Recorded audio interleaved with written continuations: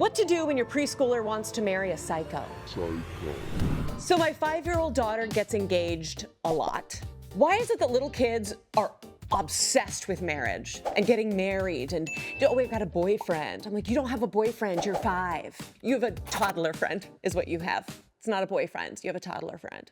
I used to freak out when my daughter would be talking about marriage all the time. It made me concerned. Is she boy crazy? She doesn't need to be boy crazy. Is she only gonna get more boy crazy? And that is gonna be trouble.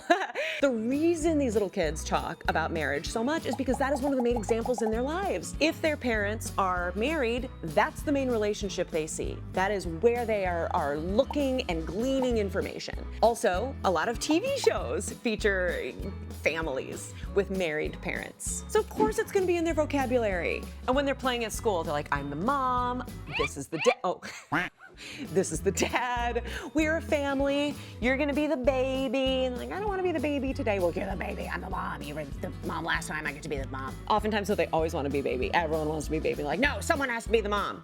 Trust me, I get it. I often don't wanna be the mom either. I used to freak out. Why is my kid so obsessed with marriage?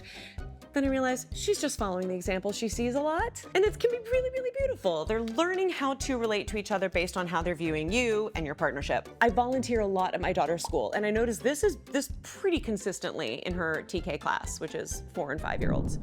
Okay, so my daughter started talking about 2 kids. One is the boy she wants to marry. Right now, if I were to put money on where this kid was going to be in 18 years, 100% in jail.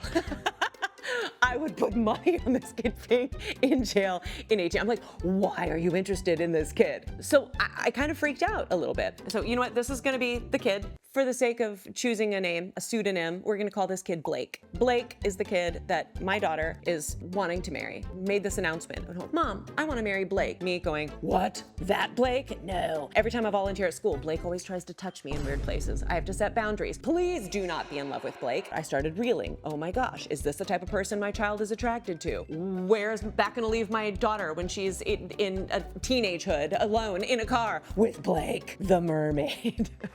So I kind of panicked. I then had this aha moment. The chances of Blake still being a psycho in 18 years is actually pretty slim. Blake's probably not gonna go to jail in a few years. The chances of Blake developing and growing as a human, because right now he's only 5, much higher than Blake staying crazy at the time when my daughter would want to date him. Guess what is even a smaller chance? The fact that Blake will still even be in my daughter's life in 15 to 18 years. How beautiful is that? It really released me a little bit of like, oh my gosh, she is just exploring and curious about relationships. So I go to the internet. What do I do? How do I talk to my child about relationships? Something that stood out to me and that I found to have worked with me in talking to my daughter is asking questions about everybody she's in class with, not just Blake. Because if I focused only on like, so tell me about Blake. What do you like about Blake? Is Blake crazy? Was Blake nice to you today? What did you and Blake talk about? All of a sudden, Blake is way more important in her mind and in her life than he would have been otherwise. So to ask about everybody in class and to encourage her to play with everybody in class. I also ask, like, who do you feel good around? Who do you laugh with when you're playing? And that can kind of help point her in the direction of the people that are better for her to be around.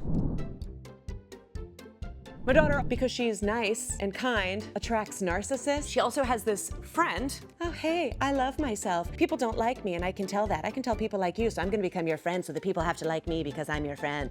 Like me, look, see, look, this is my human shield. Look, everyone likes her, she's nice, so you also have to like me. Oh my gosh, that's already happening, you guys, when kids are 5 years old. It's terrifying. Again, I started reeling. I couldn't sleep at night. Is my daughter always going to attract complete narcissists? How do I help her navigate this? I had to take a breath. Guess what? The chance of this person still being an unchecked narcissist when they're an adult, pretty small. Yeah, it happens. Names are coming to mind of people you know and love. I'm sorry if it's a person you're married to.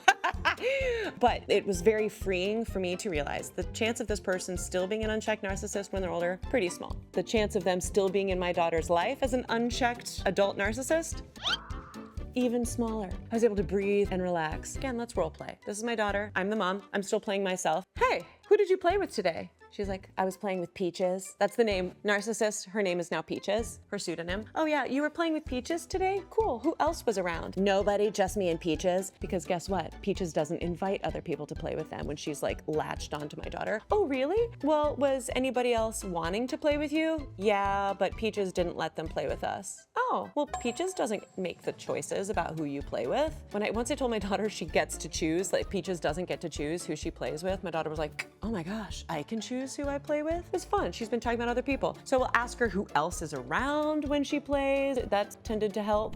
The freeing thought, these kids will continue to develop and grow. They have families who love them. They have people who are also trying to help shape them for the better. And my child is going to continue to grow and learn about relationships and how to navigate them. She is not going to stop learning and growing at 5 years old. She will be less susceptible to the narcissists and the psychos. I know that's not fair to call 5-year-olds narcissists and psychos, but when my mind starts going nuts and I'm concerned about the relationships my child is building and the way she's learning how to be in relationships, my mind goes to narcissist, psycho. But honestly, everybody's going to continue to grow. So the next time your child announces to you that they're engaged, just ask them, who else is at the wedding? And then you'll sleep better at night, trust me. Do you want to dance with your mom at your wedding? The mother-daughter dance. I love you so much. I'll dance with you forever. Oh no, I'm the psycho.